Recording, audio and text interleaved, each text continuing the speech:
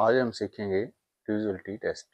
ठीक है, तो इसमें सबसे पहली बात तो ये है कि विभाज्यता के नियम बहुत सारे हैं, उसमें से कुछ करेंगे हम। जैसे कि सबसे पहले हम करेंगे 2 के लिए डिविजिबिलिटी टेस्ट फॉर 2। ऐसी कोई भी संख्या जिसके इकाई के स्थान पर यानी कि यूनिट प्लेस पे 0, 2, 4, 6, 8 हो, वह संख्या 2 से पूर्णतः भाग हो जाएगी।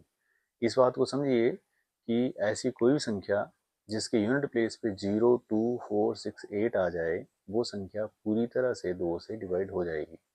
जैसे कि इसमें एग्जांपल देखें, 342 लिखा है, 346, तो इसमें यूनिट प्लेस पे 2 है और ये 6 है, इसलिए पूरी तरह से ये संख्या 2 से डिवाइड हो जाएगी और कोई रिमाइंडर नहीं होगा, रिमाइंडर 0।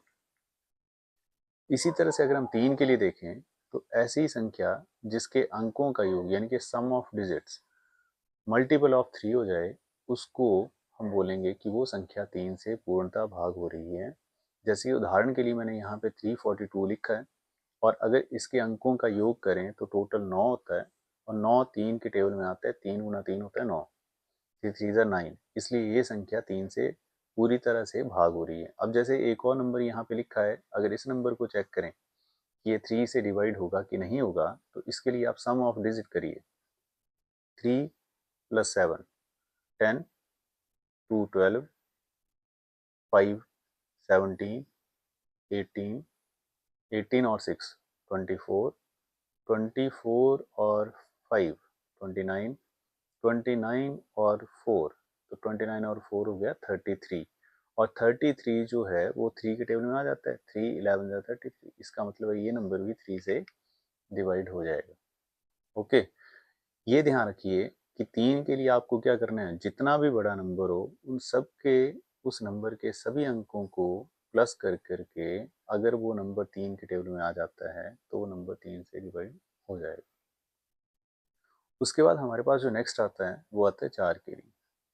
4 के लिए हम क्या करते हैं कि लास्ट के जो 2 नंबर होते हैं ना, या तो वो 4 से पूरी तरह से डिवाइड हो जाएं या लास्ट में 2 जीरो हों। ऐसा कोई नंबर जिसके लास्ट में 2 जीरोज होती हैं या लास्ट के 2 डिजिट जो होते हैं वो 4 से डिवाइड हो जाते हैं, तो ऐसा नंबर 4 से कम्प्लीटली डिवाइड होता है। जैसे कि यहाँ पे 0 0 है, यहाँ पे 48 है, तो 48 4 से डिवाइड हो जाएगा। तो इस तरह से अगर इसमें कोई और एग्जांपल, जितना बड़ा नंबर आप सोचें, जैसे 5 3 8 7 6 5 4 3 2, अब इसमें लास्ट में क्या है हमारे पास 32, तो हम 32 को देख के बता देंगे कि 32 4 से डिवाइड हो जाता है, इसलिए कंप्लीट नंबर 4 से डिवाइड हो जाएगा। ओके, इसके बाद आता है 5 के लिए।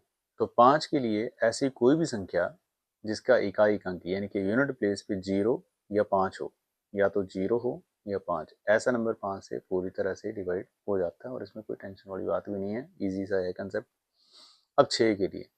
6 के लिए ऐसी कोई भी संख्या जो 2 तथा 3 के विभाज्यता के नियम को सिद्ध करती है, यानी कि जिसपे 2 का रूल भी लग जाए और 3 का रूल भी लग जाए, तो वो संख्या 6 से भाग हो जाएगी।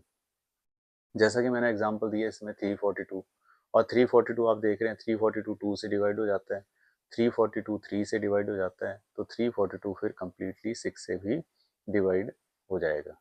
ठीक है, तो ये जो मैंने बोला 3 के लिए, इसका ध्यान रखें, अंकों का योग बोला, 4 के लिए लास्ट के 2 नंबरों की बात की है, और 6 के लिए बोला जो 2 और 3 के नियम को पूरी तरह से सिद्ध करेगा, उसको हम बोल देंगे कि वो फिर 6 से डिवाइड हो जाएगा। ठीक है, अब नेक्स्ट है 7। अगर हम 7 की बात करें तो अंतिम अंक को 2 से गुणा करें, फिर शेष संख्या से घटा दें। यदि इस प्रकार अंत में 0 बचे या 7 का गुणज बचे तो संख्या 7 से पूर्णतः भाग होगी।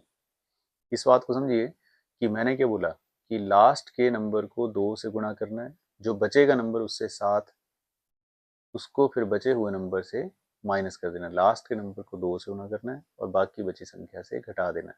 अगर आपको लास्ट में 0 बचे या 7 का कोई मल्टीपल बच जाए तो वो संख्या 7 से पूर्णतः भाग होगी। जैसे मैंने एक एग्जांपल दिया 343। अब 343 में देखो लास्ट नंबर 3 है, अगर 3 इंटू 2 करेंगे तो 6 हो गया, और 6 इसको तो ये तो खत्म हो गया नंबर, और अगर मैं 6 लेस करता हूँ तो 28 बचा, और 28 जो है वो 7 से डिवाइड हो जाता है। तो इस तरह से आपके पास ये 7 तक की डिविजिबिलिटी टेस्ट हो सकते हैं। ठीक है, अब इसके लिए हम कुछ और क्वेश्चन सोचते हैं। जैसे कि आपको क्वेश्चन आ गया कोई कि कौन सी संख्या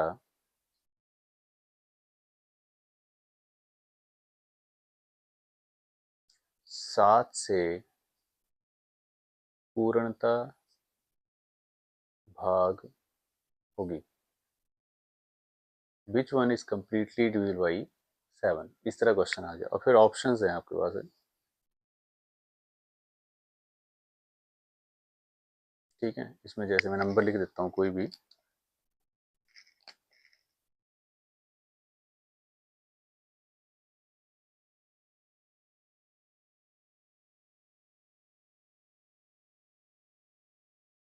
और एक मैंने कर दिया नन ऑफ दीज। ठीक है, अब कौन सा नंबर 7 से डिवाइड होगा और जल्दी में आपको करना है, तो आप कैसे करेंगे इसको। देखिए लास्ट में, फर्स्ट ऑप्शन में देखिए लास्ट में क्या है, 2 है, तो 2 इंटू 2 कितना हो गया 4, तो 4 लेस कर दिया, बचा 1 7 8 3। अब 1 इंटू 2 2 हो गया, तो 2 लेस कर दिया, तो यहाँ से 5 8 3। 5 का डबल हो गया 10, और 10 लेस कर दिया, और यहाँ से आंसर आ गया फर्स्ट ऑप्शन 28। तो ये आंसर हुआ। समझे बात।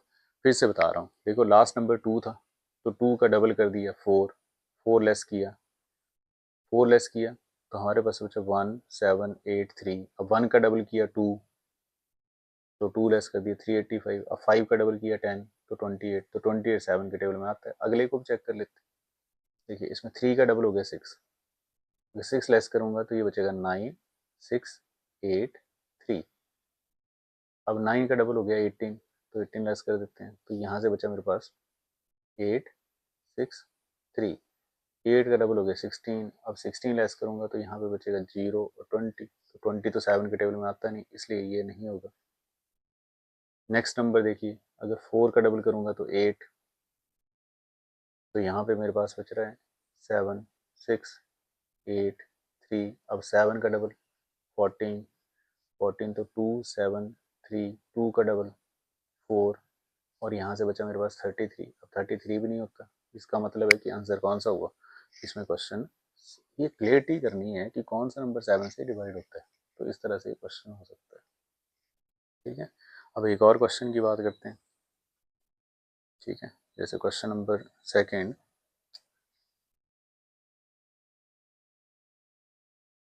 यदि 3 2 5 x 9 6 3 2 6 से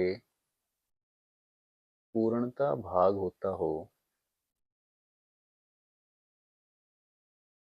तो x के स्थान पर न्यूनतम अंक क्या होगा। अब ये क्वेश्चन है। ठीक है, अब यहाँ पे एक नंबर लिखा है 325x 9632, 6 से पूर्णतः भाग होता हो तो x के स्थान पर न्यूनतम अंक क्या होगा। अब इस क्वेश्चन को देखिए। अब इसके लिए सबसे पहले तो आप इस बात को समझिए कि 6 के लिए विभाज्यता का नियम क्या बताया आपको। ऐसी संख्या जो 2 और 3 दोनों के नियम को सिद्ध करती है, वही संख्या 6 से पूर्णतः भाग होती है। तो इसका मतलब है यहाँ पर ये तो संख्या 2 से भाग होती है, क्योंकि 2 तो है ही शुरू में। अब इसका टोटल करो और इसके टोटल में देखो कि हमारे पास क्या नंबर आता है।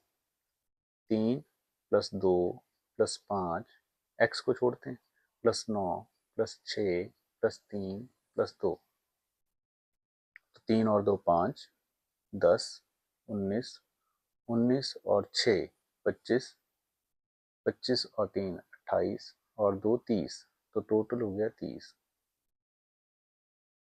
ठीक है, एक बार फिर चेक करिए। 3 और 2 5 10 19, 19 और 6 25, 25 और 5 30, और 30 क्या 3 के टेबल में आता है। बिल्कुल सही बात है, 3 के टेबल में 30 आता है। इसका मतलब है कि यहाँ पे x की जगह 0 भर सकते हैं हम, तो x अगर 0 भी होगा तो आंसर ठीक हो जाएगा। तो इसमें जैसे ऑप्शन होते हैं, मान लीजिए इसमें ऑप्शन होता है 3, इसमें ऑप्शन होता है 5, इसमें ऑप्शन होता है 6, और एक ऑप्शन होता है 0। तो इसका मतलब कुछ लोग ये सोच सकते हैं कि 30 में 3 प्लस करोगे तब भी तो 33 वो 3 के टेबल में आ जाएगा, 35 तो नहीं आता, 36 भी आता है। लेकिन न्यूनतम अंक की वजह से, इसमें न्यूनतम अंक की वजह से आंसर कौन सा टिक हो जाएगा आपके पास? इसका आंसर टिक हो जाएगा डी ऑप्शन। और यहाँ पे अगर न्यूनतम की जगह अधिकतम लिखा होता तो आप आंसर मैक्सिमम के लिए आंसर यहाँ पे टिक करते 6। ठीक है, तो एक बार इन रूल को पढ़िए 7 तक, बाकी मैं आपको कल करवाऊंगा। धन्यवाद।